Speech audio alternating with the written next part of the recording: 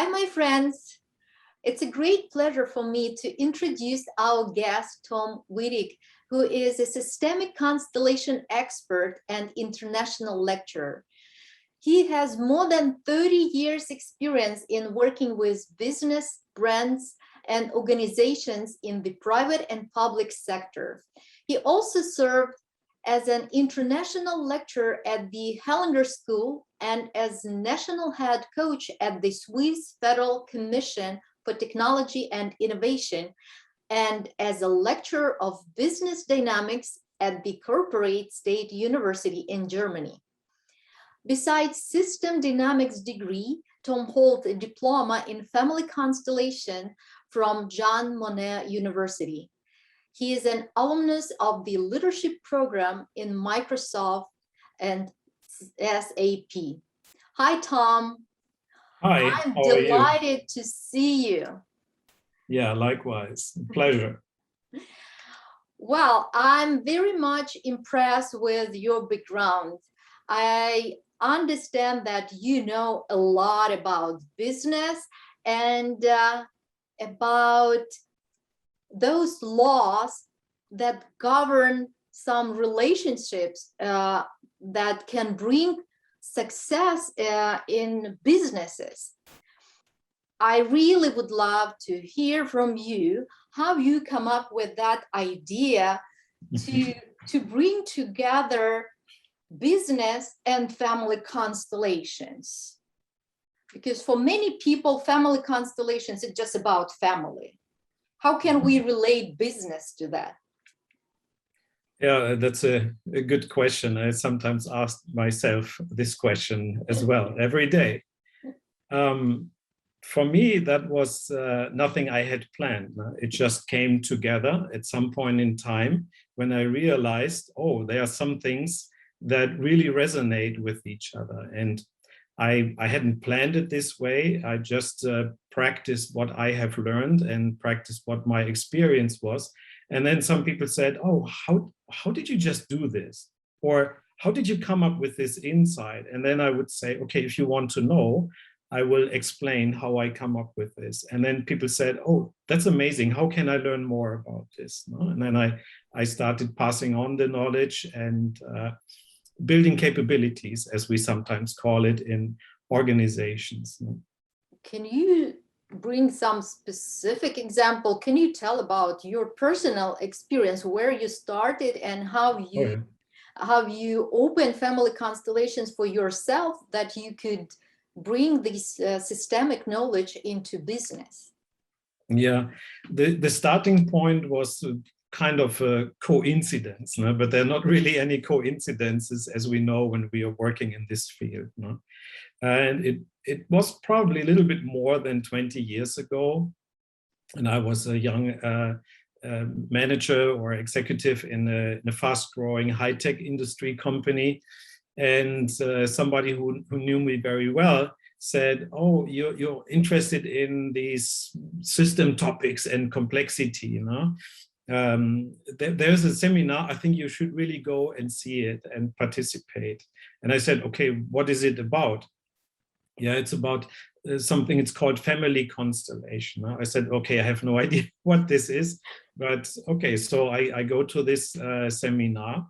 And it was somewhere in a beautiful retreat in the mountains, and the seminar was hosted, I think it was probably one of the first open seminars by the Hellinger schule. No? It was hosted by Sophie Hellinger, which I didn't know before. And so I joined, and already in the first day, I thought like, wow, this is amazing. What is happening here? I realized this was touching, let's say, some kind of a white space in my existence. And I said, okay, there's something that is not really clear. I wasn't even aware that this exists, and I wanted to learn more about it. As it happens, the second day, a gentleman came and he led some of the work, and that was Bert Hellinger. And I didn't know who he was, but I was so deeply impressed, and I immediately saw the power of this, and I said, okay, how could I learn more about this for my work in organizations? And there were a couple of interesting moments. And in one of the breaks, I said, okay, I'm going to ask Bert Hellinger. And I said, okay, what's the difference between family constellation and organizational constellations? No? And he smiled at me in his way, and he said, nothing. I said, okay, what kind of a response is that? No? And only later I realized what the depth of this very short response was. Uh-huh. Basically, what followed after that, I wanted to learn pretty much everything about family constellation with an eye on organizational constellation. I took some more seminars, participated in family constellations. And then I soon realized that even if you want to do something in an organization, you first have to learn about the basic orders, systemic orders, the fundamentals in relationships on the family level, on the relationship level. And that was very beneficial for me. I didn't have any pressure, so I just, went on with this. And one thing led to another. So at some point I said, oh, I did so many things here, I could even do the diploma. So I ended up doing the diploma degree at the Université Européenne Jean Monnet in Brussels, which it's a formal study where you also defend your thesis at the end of the day. And that was in cooperation with the Hellinger School and University Jean Monnet. That's how I pretty much got a little bit more formal in this things. No? What also happened in parallel, I was always interested in managing complexity because I had to do with fast-growing organizations which run into problems. There were some, let's say, repeating patterns, and I was interested why that happens. So I studied in much detail system dynamics, which is, I think, the equivalent, but on the rational mind side. So there you work more with quantitative models, data, feedback loops. So it's basically the advancement of systems thinking into systems modeling. It's a very quantitative way of working. And then after some time, I realized that these things are very complementary if you see it, how they work together. And so I made my first steps and started in the constellation seminars that I was giving to showcase how things work more from the inner game and the spirit mind movement, and how things happen in practice in an organization. For example, how innovation gets adopted in a social system. And we brought this together in a constellation, and people were fascinated. They said, okay, that was a big eye-opener for me. I want to go back to my company and redo some of the projects that were really struggling. So that's pretty much how it happened. How I got into this field and how it materialized for me.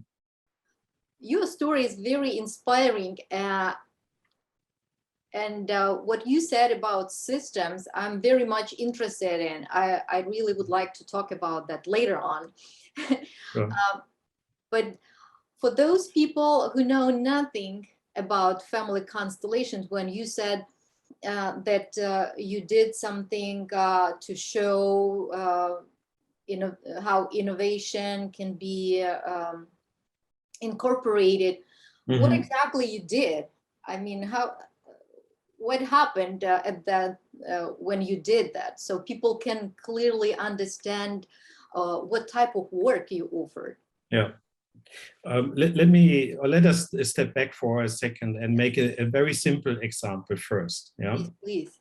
So in what we know from the early work of Bert Hellinger was the pioneer in this field of family constellation. And he discovered some basic laws which determine often what's happening in families, relationships, or social groups in general. Mm-hmm. One of the principles that he discovered is what he called the order of belonging. So everybody who belongs to a family has the same right of belonging. But there is also a hidden hierarchy in a social system like a family. So those who were there first have a higher rank over those who came later. So the parents have a higher rank over the children, for example, or the firstborn a higher rank over the later born. And sometimes these orders get violated, and that leads to an entanglement, which often leads to problems in the family. And that was one of the major discoveries that Bert made in his work. Now, going to the organizational side, sometimes when I'm starting working with a company or a leader or leadership team, I ask a simple question. I say, okay, who was here first? Or we making a lineup, we basically get in line and you decide who was here first. And this is already amazing. Sometimes people realize that, oh, I didn't realize that you were here already 26 years. I thought you just came in, let's say, a year ago. And so often that is something that we are overlooking in organizations. What are the hidden orders or the hidden dynamics that come from these orders? In organizations, we have a lot of special cases because there it's also important what is the rank order of contribution to the organization. In a family, that doesn't matter. The family system doesn't care, who's making a contribution, who makes more revenue or brings in more customers. In a family business, yes, that is important. But in organization, we have this order in terms of contribution and the order in terms of belonging. Just to mention some very basic principles. And interestingly, just this morning, I worked with somebody in the industry, and we were doing a little discovery conversation. I didn't even say any word about family constellation. I was just asking questions along those orders. I asked, okay, who in your team was there first? Who do you think makes the biggest contribution in terms of revenue? Who makes a big contribution in terms of future ability to survive and compete? And these were guiding questions that were leading through the systemic dialogue with this person. Just happened earlier today. And I believe that this person had a lot of questions to chew on right now, right? Or reconsider what's going on, or better to say, now this person has an ability to see an organization from different perspective. Yeah, absolutely. So, we have to keep in mind that in organizations, especially business organizations, the let's say the factual or the rational things that we have to do, the decisions that we have to make are sometimes about resource allocation. And the question is, how do you determine how to allocate resources like budgets, benefits, salary increases, and so on? How do you decide that in a way that it's resonating with the team? Because you can make also mistakes that leads to dissonance. If you give more to somebody who is contributing the least, the other people will be really disturbed by that. So it's a very fine balance. And as you say, when you hit the right chord with somebody or the team, you immediately sense when they go into resonance. Then they like, oh, wow, I didn't realize that. Let me digest that a little bit. And that's when we know we are on the right track in this work. Awesome. Yeah. Well, what I hear right now, we talk about how family constellations can help with making business decisions, right? And I think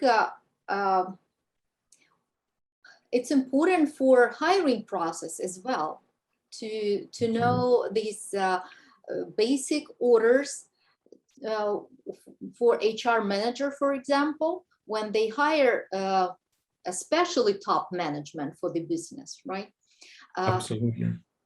And at this point, I would like to recall how Bert told us that success has the face of the mother. Yes. And for many, it would be very confusing at this point. Mother, business, top management, hiring people, how to connect these dots. Yeah, Bert made so many important and really deep discoveries what is happening in relationships. And that's why he called his work or his organization also Hellinger Ciencia, the science of relationships. And it's amazing how important also the role of family members are in a business, not only in the family business. A family business is a very special situation because here we have many systems overlapping, the family system and the business systems, and sometimes several of those. So I recently gave a webinar about this topic, about the dynamics in family business. We often have to keep in mind that it's the family system of origin of the husband and the wife sometimes who come together, especially when there is a conflict in the business. And so yes, one of the famous discoveries and quotes of Bert Hellinger was, success has the face of the mother. And every time you say that in a context, it resonates with people. They can immediately connect to that. Of course, in business, we also have to look forward. And that's what I often see, that managers are struggling to look forward. And that has a deep impact on their followership and on their leadership, for example. Because people usually follow a leader who is honest, competent, forward-looking, and inspiring. That's one of the discoveries which didn't actually come out of the family constellation business, but from a different realm. But it really resonates with people. So the question is also, how can you be more forward-looking? How do you know where the organization needs to go?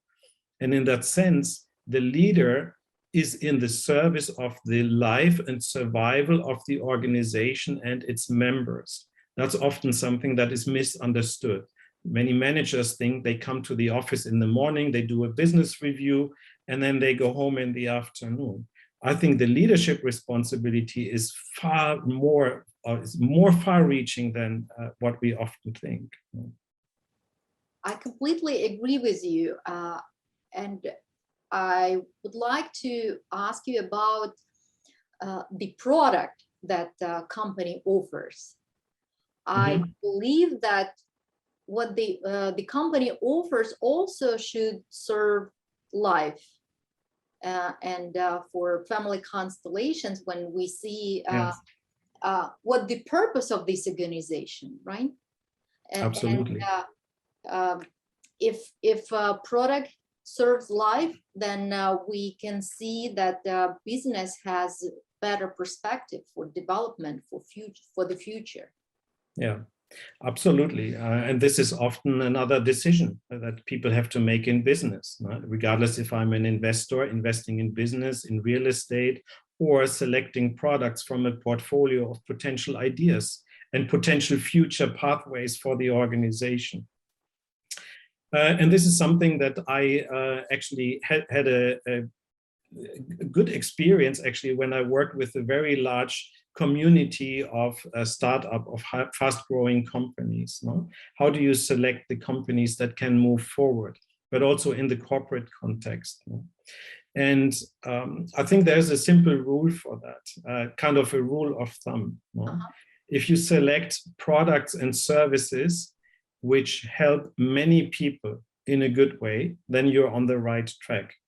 So you could actually almost do a ranking of the products, which of the products are serving many, which of the ones are serving few or only one person. Sometimes you have a product in an organization which is the brainchild of a manager or somebody in the organization, and nobody has the guts to say, look, this is only your idea, it's only helping yourself, but it's nobody out there who will benefit from the service. Quite the opposite is true. It will damage some people's lives. And that's how you can separate more successful products and services from, let's say, inferior products. And this is something that we saw also in many constellations in this field of business and organization. I wanted to say something. You basically mentioned something at the beginning, which I think is super important. At some point in time, I realized that I needed to take a fresh look at innovation. I thought I had plenty of experience with innovation because I was working in the high-tech industry and had a lot to do with innovative products and business ideas. But then I also realized that sometimes the projects don't move forward. So what I learned in my work and the guidance from Bert Hellinger was how to approach this from a phenomenological point of view. So I exposed myself anew to this topic of innovation. And then I came up with some discoveries which were guiding my work for quite some time. I actually wrote some papers about this, under this topic, what moves renewal? Right? Because I realized that the movement behind innovation is a movement of renewal, which is geared towards life. Right? And if you take a closer look at organizations, this is something that organizations really struggle with. They sometimes miss the boat, miss the time, they make a wrong bet on the products, or they try to push an innovation in the organization and it doesn't succeed. So I thought it would be very worthwhile taking a fresh perspective with family constellations at this topic. And that is a wonderful experience. Every time I'm working with a group on this topic, it's a big revelation and it's a good service because it helps people to understand how to move forward with an innovation topic in their organization, in their work. Wow. Wow. I admire your openness to innovation. I would like to read this article. Is that in English? Yeah, I have done many, let's say, open webinars and videos, so that's all recorded. You can find it on my website. It's openly accessible. I actually developed some, let's say, an abbreviated version of that. I call it the 3 essential meditations for innovation and renewal. Because one of the things that we have to realize is innovation is not something that happens in the company. Innovation begins in my soul, begins in my body. My body is renewing every day, every hour on this biochemical level, on the spiritual level. And also a relationship needs to be renewed every day. Otherwise, it's falling apart. So that's why I thought I stepped back and I said, okay, what would be a prudent way to facilitate this movement towards innovation? And I came up with these 3 essential meditations for renewal and innovation, something that is easy to do and people can do this again and again. So. You sort of answer my next question, how to learn to be innovative, how to train myself to be innovative, but you already over meditation. Is that in English? Yeah, that's in English. There's also another version in different languages, but most of the time I'm working in English now with translations in different languages. Yeah, there's a small booklet about this, where there's a guided meditation.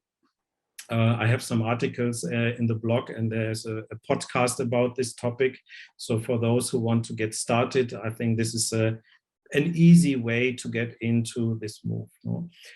Of course, this is not an easy topic. I think the essence of it is easy. Once you get centered around the essence, it's actually easy. To quote Bert Hellinger again, he once said, "The new is light." It's not heavy. The new is always light. Once you come to that and you realize it, it's actually very easy. But oftentimes there are more complexities around that. One of the big topics for me always is adoption of innovation in organizations and social systems. And many people who are in this field know there's this famous S-shaped growth curve, that where things happen very slow at the beginning, then it's very fast, and then it's leveling out like the growth curve of Facebook, for example, or every social system. No?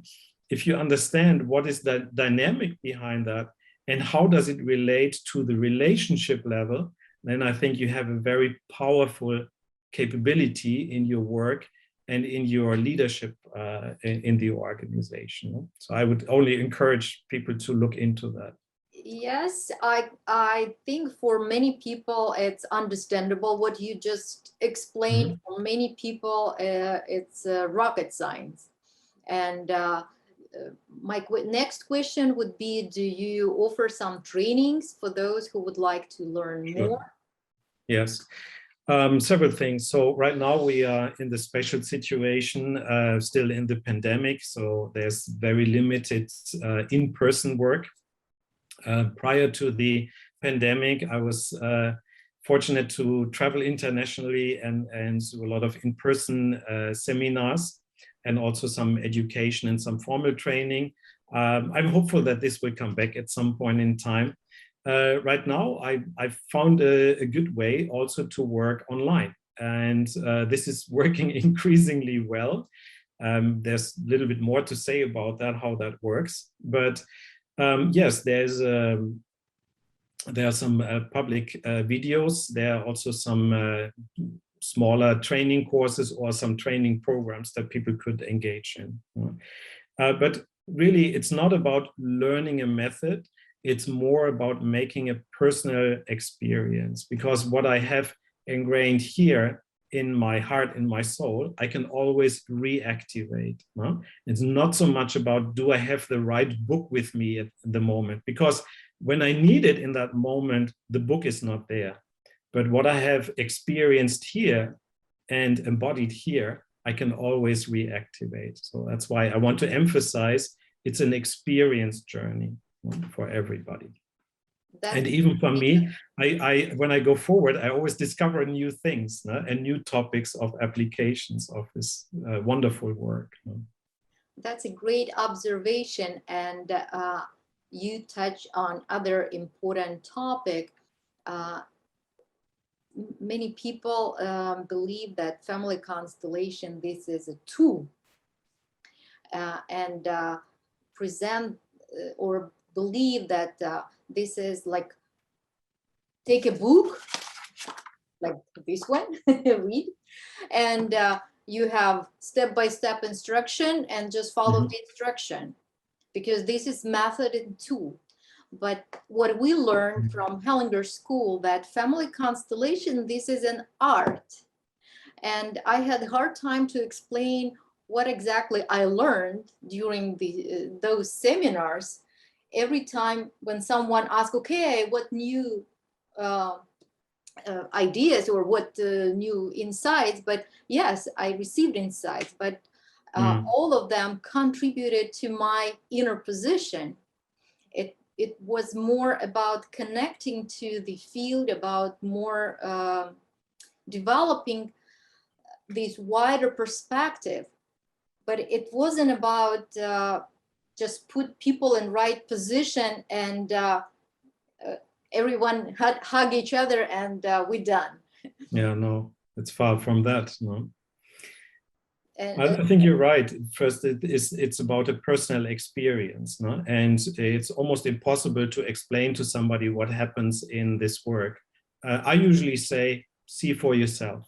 No? Go see for yourself and see how it resonates or doesn't resonate with you. That's fine too. Yeah. And I think the next level is when people start realizing, oh, this is powerful. No? What happened to me, one of my major, very early experience was I had, let's say, some very, very basic experience and some knowledge. And I was talking to somebody, and then out of nowhere, a word slipped out of my mouth. And I said something which was acknowledging the organization, the situation. Right? And that rang like a bell. And then I thought, oh, now I ruined the friendship to this person. And it turned out that a few weeks later, the person came back to me and said, remember what we talked about that? That was really a fundamental moment for me. I really want to thank you about that. What I realized then is that applying this way of living and working and going forward comes with a big responsibility. And I couldn't agree more with you. This is far away from reading a book or checking off a checklist, putting people in place, people hugging each other, and then everybody goes its own way. I think that would be a fundamental misunderstanding of what is happening there. And I think it's a matter of maturity and maturing over time when you realize in waves how your capabilities and how your systemic competencies are building up over time. It's not something that you can really plan in this way. It will come to you at some point in time, and you will realize this. No? I realized I was ready for conducting a constellation as a facilitator when I was observing somebody, and that thing went completely wrong. No? And then I realized, oh, I would see this and that, and here's how I would go with the movement. Then I realized, oh, this is probably an important revelation for myself. I believe I'm now ready. So I'm capable of facilitating a constellation after many, many years. I'm with you. I completely understand what you talking about. And I think we missed one important word when we talk about seminars or program. It's important to mention that this education is experiential, and it's impossible to get an experience from reading books. It's something that a person has to perceive the truth through the body, right? Embody that experience. Yes. And another thing, what you mentioned, and I think it's very important, that when we work and we receive some image or message, and sometimes it's shocking, and sometimes we might think that, oh my God, if I say it, it might hurt someone's feeling, or it might destroy friendship or relationship. But on the other hand, this truth has healing effect. Yeah, absolutely. Even though some people don't want to hear. Well, there's another quote that comes in handy. No? Bert Hellinger said, "Suffering is easier than solving." Yeah. you can help that. If somebody wants to continue suffering, what do you want to do? No? As a facilitator, there's no point in doing that. No? Do you have some, let's say, success story without mention title of organization, just given real example so people can relate our conversation to real life situation? Yeah. I have one which I actually wrote about, which was an interesting one, and it's in the area of marketing. So those who know me and work with me know that I'm very, let's say, discovery driven. No? So right now I'm working on a lot of topics on and surfacing new insights, how this way of working applies to different areas, such as marketing in an organization, personnel matters, so human resources, financial matters, and so on. And I can speak about one case which I actually wrote about. There's a blog article on my webpage about this. So I was working with a company, I don't mention the name, and it was a company. It was a topic about finding employees, and so we call this HR recruiting topics, recruiting new employees. And so I was working with the company, and there was a pattern that I was noticing, and not only with this company, but with some other companies in the same market segment. And they had an attitude of saying, okay, the candidates need to come to me. And some of the, let's say, business partners that they had were trying to convince them that they should invest more in digital marketing. So the agency was talking to them and say, this is the way to go, etc. And but it didn't really resonate, no? And so I was talking with another colleague about this, and then she said, yeah, that's something I see very often, especially in small and medium-sized enterprises. No? They're sitting there and they say the employees have to come to me. No? And then I said, okay, I'm going to test that. No? So after this, let's say, constellation work, no? I said, okay, we're going to transfer that to the rational business world. And we were doing an advertisement test. No? And one says basically, the employees are coming to you from the advertisement message, and the other one says, go find more employees with this way of finding employees.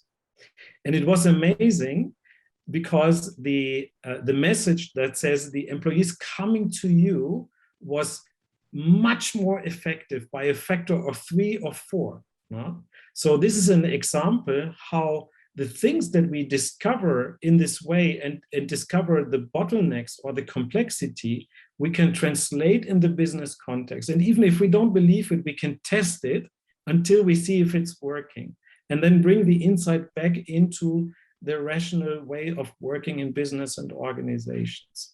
I wrote an extensive article about it. It's actually freely available on the website for those who want to learn more about this, and also the step-by-step that I took in working through this topic. Thank you so much. Thank you for sharing this information. I learned a lot from you, and I definitely will visit your site and first do meditations. I love meditations. Yeah, I usually call them inside journeys, no? Because some people say, oh yeah, meditation is something that needs to be done like this and that.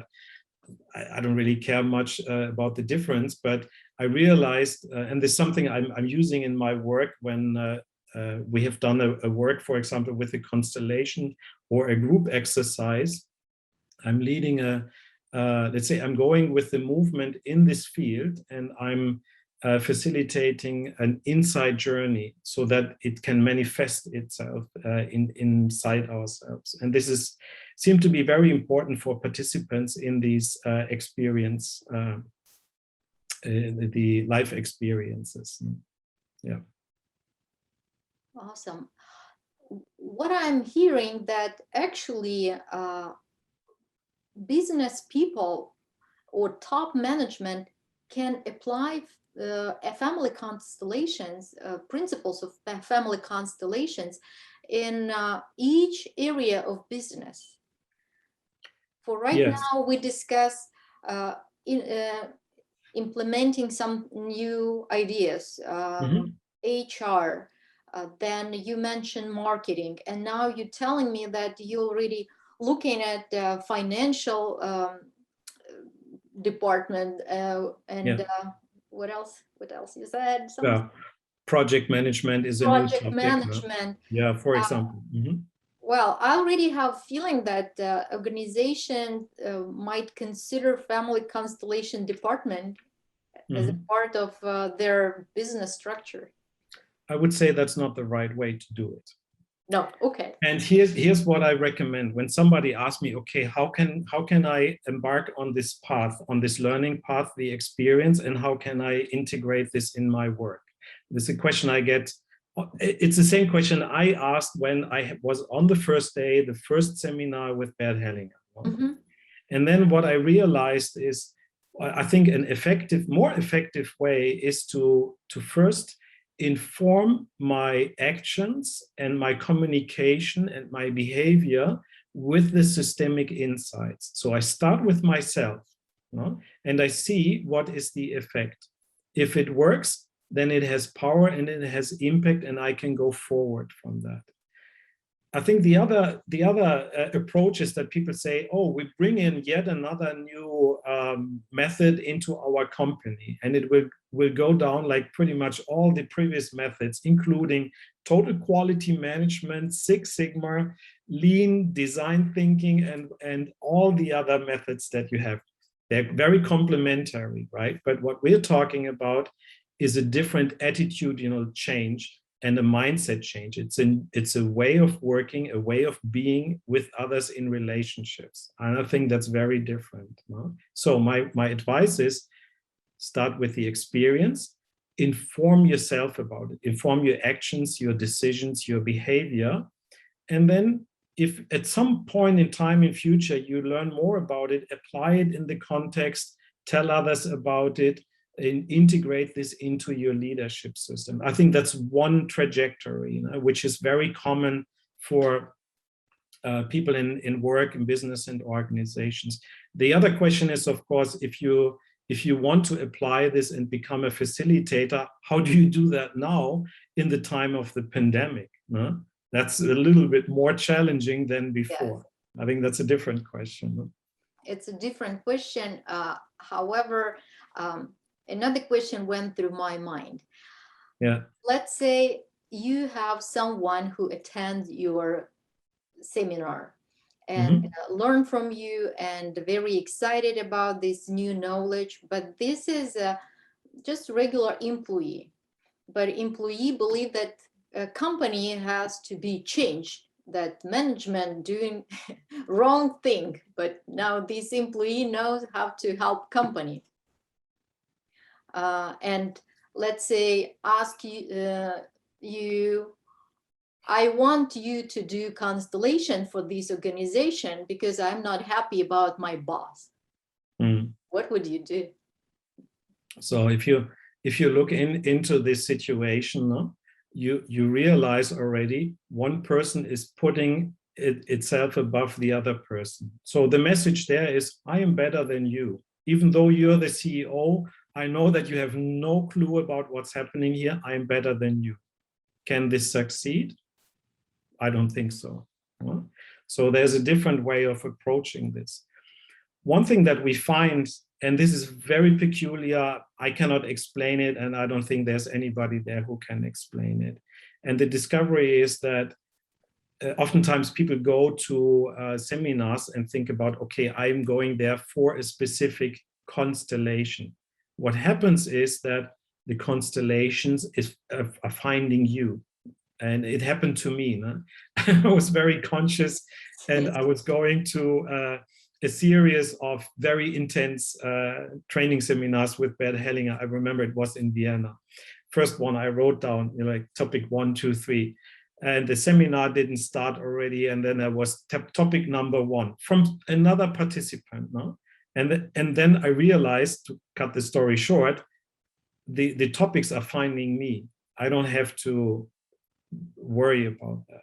And also one thing that we realize is that this field, the social field, is connected, no? In the business and the family life, etc. And when you're working on a topic, it is radiating into the field in some mysterious way. It's really hard to say, but it's only happening in that way if we're not curious and not interrupting this movement. No? So if we give this movement time and space, things will happen. If we want to become more conscious, I'm not saying intentional, but more conscious about this way of working, then it's good to start with this experience journey and give other people a similar opportunity to start this experience journey and make a first step in that direction. What I see also is that in today's world, this is more and more important because people are asking not for only job security and salaries, but for purpose in the work, in the life. And that's why I believe this is an important self-investment into the future. I completely agree with you. Just recently read an article that millions of workers quit because they don't want their job anymore. They're looking for something that will bring them joy, or you said can be meaningful for them. So dynamics, I think on job market changes, and I'm just curious to see how employers are going to react on that. That's interesting. And that's an important question, no? Whom are we serving? What is the purpose that we are serving as an organization? It's not only and let's say this is driven by different factors, no? by a complete change in society, by a generational change. So the Gen Z, for example, has a different mindset that is coming into the workforce now. We have in parts of the world, we have the so-called gig economy. People are not in fixed worker-employer relationships anymore. So they're going from one project to another. We have digital nomads. We have a little bit more loose working environment through the home office times now. And I think this is a revelation where people realize, why did we have this expensive building in the middle of the city in the first place, right? Because we are connected, we can do our work if we show up for physical work or not. No? And I think this is driving more and more an interesting revelation in many organizations now. Yes. We raised so many good topics, and I think each topic we can discuss in separate interview. Unfortunately, our time is limited, and if you have something to share, if you want to say something to business people, I would love to hear your message. Well, I think what I said before, no? Invest in yourself as a person, invest in your organization to create this new, I would say, system competencies is what I discovered probably an important factor moving forward, and also an important factor of competitiveness, no? in today's workplace. I think this applies to people in business and organizations. For those in the field who want to work with the constellation work, there's another new development which I initiated about a year ago. And I was developing a way of working and making this work transparent when we are working online. You know? So this is known under the word Constellation Canvas, which is a tool of facilitation and basically aiding this work. So this is something that I also made available as in the service of the community of the field. So for those who are on that track, I think it's also worthwhile exploring that a little bit further. No? It's also freely available, so people can check it out, no? And be part of that community as well. There's no limit of learning. I have to say, I find great pleasure and joy in working with people in different ways and organizations. I just have come to realize that there are many situations in very practical matters. So right now I'm working a lot on the organizational topics, everything from not only leadership and family business, but really practical things like communication, workforce planning, hiring, project management. I had several topics about project management and recovering projects which go off the track with the systemic mindset, and even financial topics and marketing. So for those who are eager to learn more and provide a good service in their profession and organization, industry and environment, I think this is a great opportunity to learn and grow. I'm truly impressed. I'm very much impressed, and I would encourage everyone to visit Tom's website and learn more about his service. And thank you so much for sharing your experience, your knowledge. I believe it has future. I mean, everything what you described today, I truly believe more and more businesses will look at systemic approach and apply the systemic approach to get success. Again, thank you for your time. Thank you for everything you're doing, and I hope we will meet again to discuss a more specific topic, probably how to use family constellations for specific area in business. I'm very much interested about financial business. Absolutely. Pleasure. Thank you for taking the initiative, and it's been a pleasure for me talking with you. Okay, have a wonderful day, and see you later. Okay. Bye-bye. See you soon. Bye-bye.